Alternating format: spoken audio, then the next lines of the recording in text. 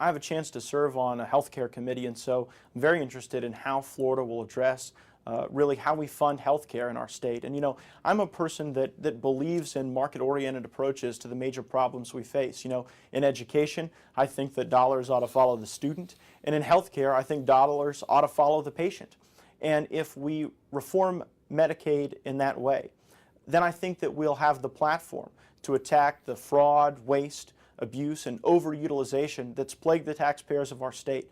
Reform is never easy. It's always challenging. But if we don't reform Medicaid, then spending will be out of control in our state, and we won't have the resources to invest in economic development, transportation, and education, and these other critical areas. The other thing that's so important when looking at Medicaid reform is giving Medicaid patients some skin in the game.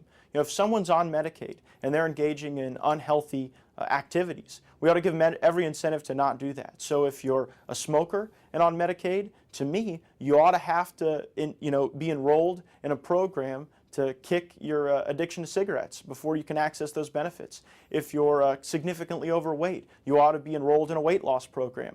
Because as people who believe in personal responsibility, we ought to utilize that value. We ought to put it to work to ensure that our taxpayers are protected and that we have a sustainable budget for the future.